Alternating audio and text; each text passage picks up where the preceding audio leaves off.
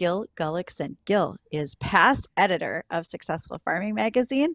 He is currently a contributor to The Furrow, which is John Deere's magazine, and I think he's done a plethora of other things I'm not even aware of, so I can't hardly wait to find out more. Howdy, Gil. How are you?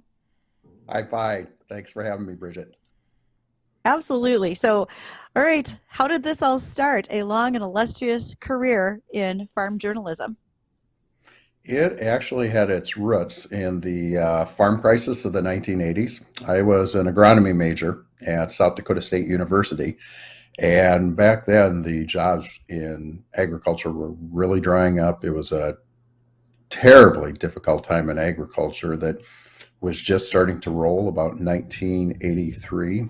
And as it so happened, I had a journalism minor, and I wrote for the student newspaper, the Collegian. And there was an opening for an associate editor based in Brookings, South Dakota, for the Dakota Farmer magazine.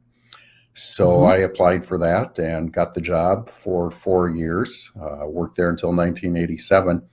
And it was really interesting. A couple of years ago, I went up to the Briggs Library at South Dakota State looking at those issues I worked on from 1983 to 1987. And practically every article was how to get a loan, cut, or how to save money by 30%, or how to make money on $1.96 cord. It was just, and when you were in it, you didn't realize just how awful a time it was because there were forced farm sales, there were Hmm. bank foreclosures going on all the time. And in 1987, I went to Farm Progress Companies and worked for a Dakota and Minnesota edition of Wallace's Farmer, which was the State Farm magazine of Iowa. And then in 1983, things just kind of flip flopped where we bought out the Farmer and Dakota Farmer magazines, and I became editor of them until 2000. And then I freelanced for a few years and eventually got back into full-time ag journalism with Successful Farming magazine in 2005. And earlier this year, I just kind of took a look, just career-wise, things I wanted to do for the rest of my life. So I retired from there for 18 days. And then I took a position with the Furrow magazine. I'm not very good at retirement.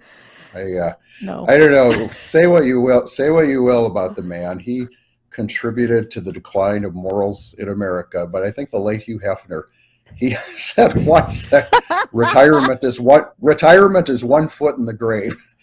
I think that's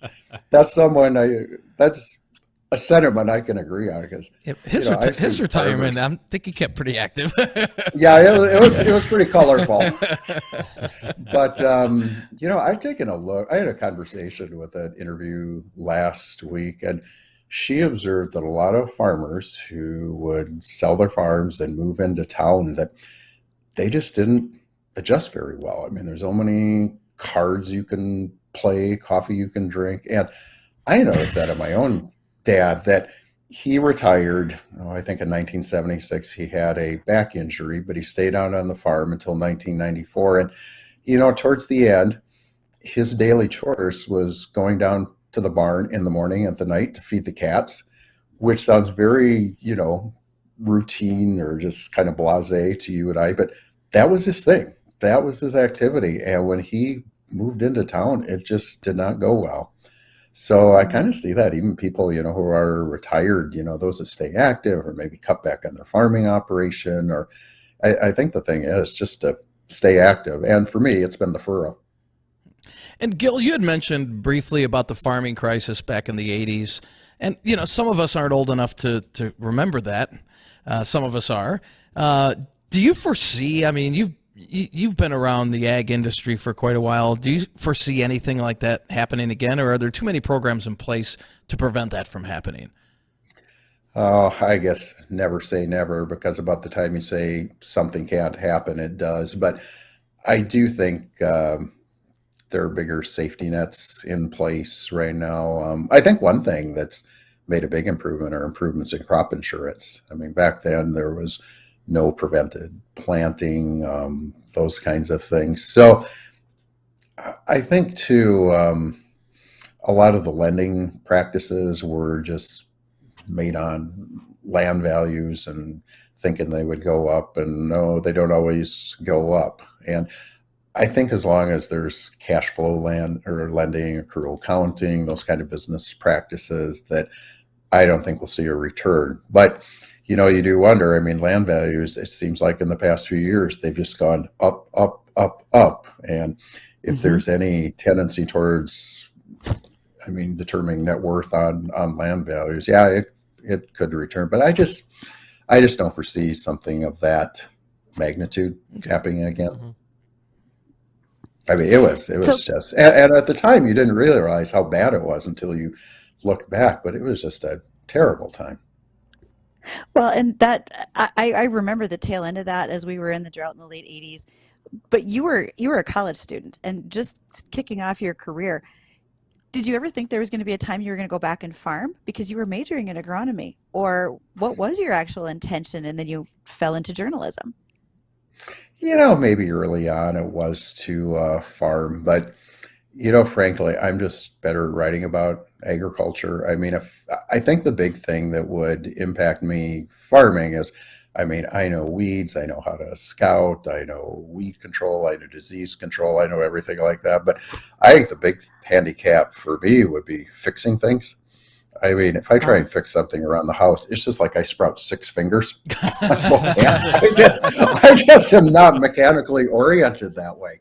And, a lot of, like our renter that we had for several decades on iFarm, he wasn't a big farmer, but he did pretty well just because he and his dad were just mechanically oriented. They could fix everything on the farm and do a lot of their mechanic work and save a lot of money that way. Boy, in that time frame during the '80s, folks said the thing they bought the most of were welding rods because they did so Yeah. much at-home repair in order to keep Hmm. equipment running because there was not extra at the time to try to go out and buy new equipment. That was a Oh, big yeah. surprise for people at the time. Uh, and do you think that's the biggest change of what you've seen over your career is whether it's the input cost, the machinery cost? I mean, anything that you thought, wow, this is amazing that it's now right here at my fingertips. Yes. I asked Rob Fraley when he was the chief technology officer of Monsanto what the biggest change in agriculture had been that he had seen. And I was expecting him to say genetically operated crops, Roundup Ready soybeans, I mean, digital agriculture, those kinds of things. And no, he said the biggest change he had seen was in variety improvement. And you think Mm, about the seeds these days that, oh my gosh, they can take drought, they can take wet weather. And granted, they might do better in some years than the other, but I think just the genetic improvements that you don't really realize that go by year. But when you take a look just at the yield improvements year by year, over time, it adds up. And it may not be as sexy as like your digital ag tools and field mapping and things like that, but year in and year out, I think that's been the biggest change and the biggest positive improvement in agronomics that I've seen. It's very interesting how far it's all come, and I've always found that super interesting, fascinating how fast technology is catching up with agriculture and just the distance and the leaps that have been made over the past couple of decades. It's kind of hard to even think of where it's going to be 10 or 20 years from now with the amount of technology that's been being brought into agriculture. We're sitting down with Gil Gullickson, and he's past editor of Successful Farming and a contributor to The Furrow. That's the magazine out by John Deere. And if you'd like to join in this conversation, ask any questions, maybe you've read some of Gil's articles and you just want to comment on them, 701-293-9000 is the Red Wing Shoes studio line. Before we went to break, we were kind of talking about leaps and jumps in agriculture with technology and the variation of seeds and how far that's come. And it kind of leads into my question for you, Gil. What your knowledge is, maybe things you've been researching in recent years, what is that next big leap in agriculture, or maybe what do you think will be that next big leap to come in the years following? Oh, I had a former coworker, John Walter, who said that when you break everything down in farming, it amounts to mud and bugs and rocks and weeds. And it's that last one, the weeds. it's like the eternal pest. I mean, you go back into the Bible where, they talk about separating the wheat from the chaff. And I mean, farmers back in Jesus' day, they would be right at home and talking with the farmers today about weeds. But there's one occurrence, I call it kind of a sleeping issue. And when I was with Successful Farming, I wrote a couple stories on it, one a cover story, and it's on a concept called metabolic resistance. And I don't know what the term for ordinary resistance is, but it's basically if you apply Roundup year after year after year after year, you're going to get resistant weeds, just like a baseball pitcher. If he throws fastball, fastball, fastball, pretty soon the hitter is going to figure out a fastball is coming and knock it out of the park. Well, metabolic resistance is a different animal in the fact that it's inherent to the weed.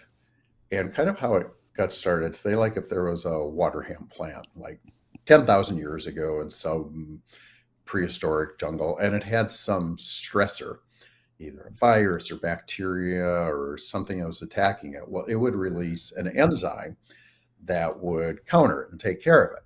And flash forward into 2023, let's say you have a water hemp plant in Cass County, North Dakota, in a soybean field.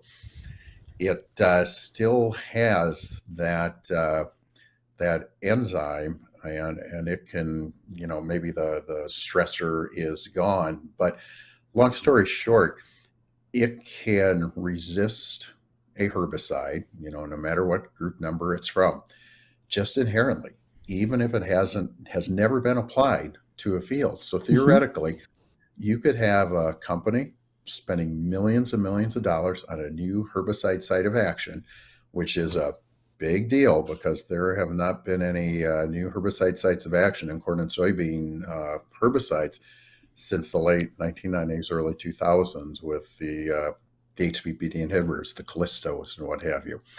And you could have this brand new herbicide, you could apply it on a field to that water hemp plant, and the water hemp plant can just basically grow right through it. It has the enzyme that it counteracts that herbicide.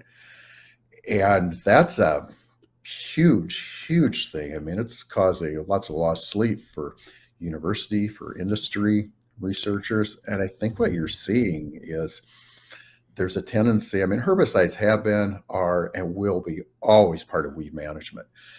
But you're seeing a lot more emphasis now on stopping weeds before they go to seed. You're seeing things like harvest weed seed control systems out of Australia, the weed terminator or seed terminator, the Harrington seed destructors, those kinds of things that will grind up the pigweed seeds before they exit the combine. There's a product called a weed zapper. The University of Missouri weed scientists are testing for basically electrocuting the water hemp that stands over the soybean canopy so they don't go to seed. You're looking at lasers to kill the weeds. So you're looking at a lot of non-chemical ways, not to replace herbicides, but to complement them. And that's one of the biggest switches I saw. When I graduated from SDSU in 1983, your dream job would be with a chemical company. Company car, fantastic salary. But those days aren't anymore. I mean, chemicals are kind of running into a wall. And while they always will be part of agriculture, they're going to need help. And Gil, we've got an email question from Michaels. Wants to know, is there a story that you've covered that stands out as being just really impactful? Anything that really stands out over all these years?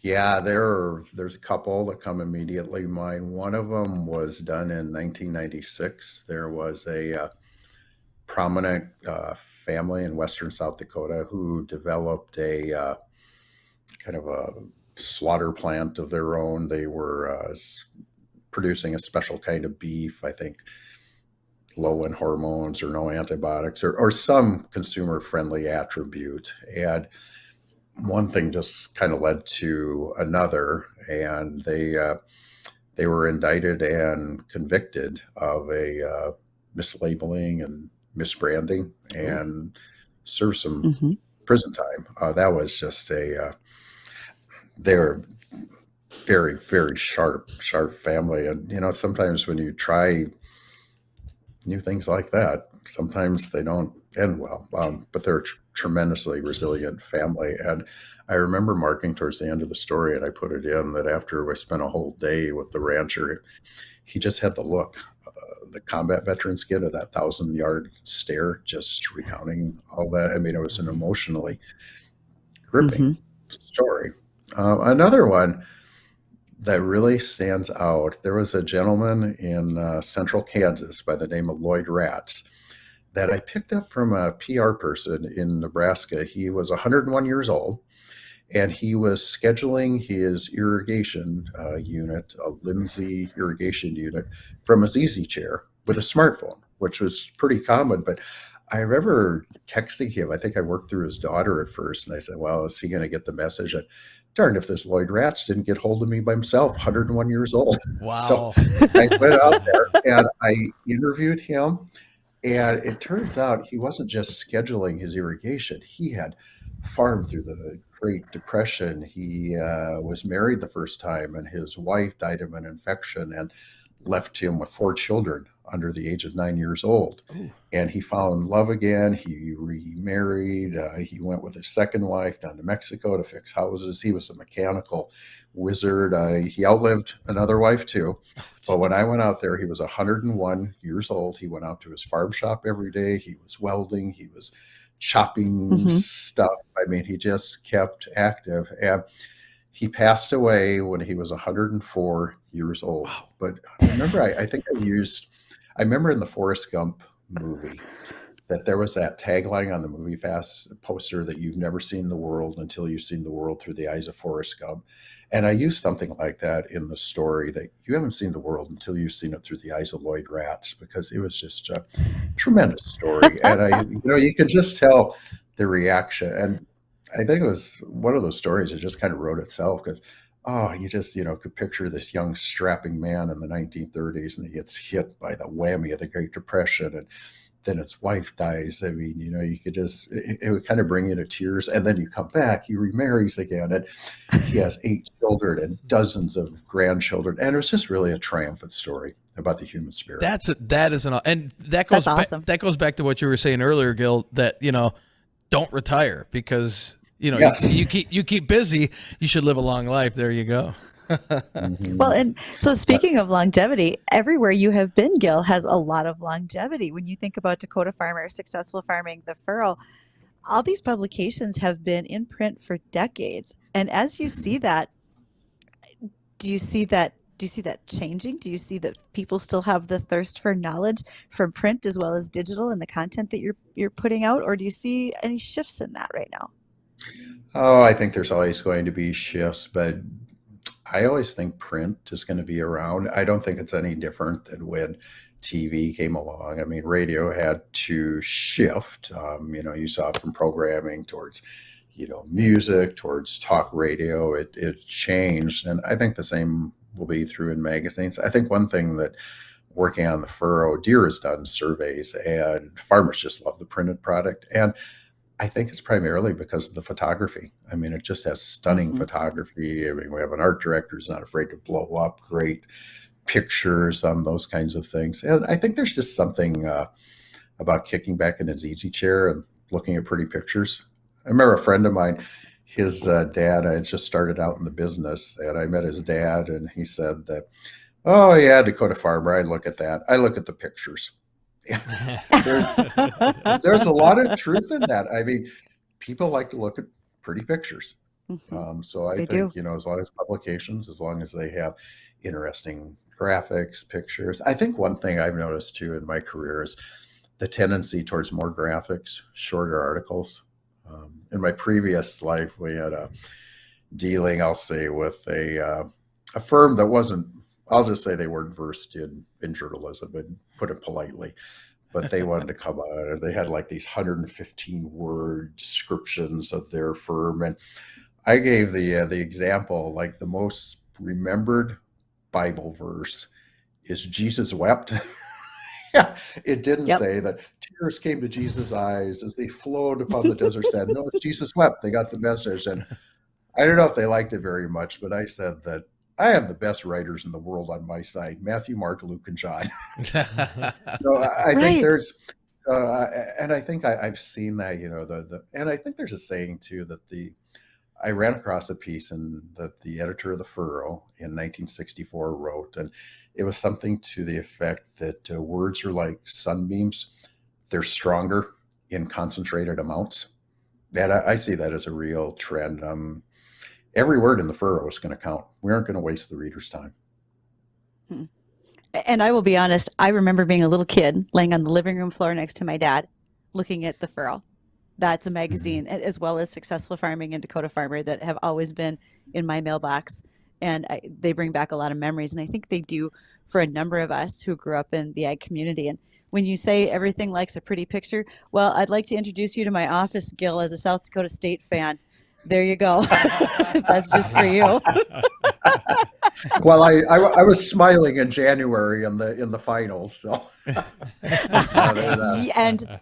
And rightfully so. Yes, you should. I think that was a very good There point. are So, those are two great universities. In my career, I mean, my gosh, one of the highlights has been working with scientists from land grant universities. I mean, my gosh, at North Dakota State, folks like Abby Wick, Dave Franson. I mean, they've just been tremendously helpful in our coverage. yes.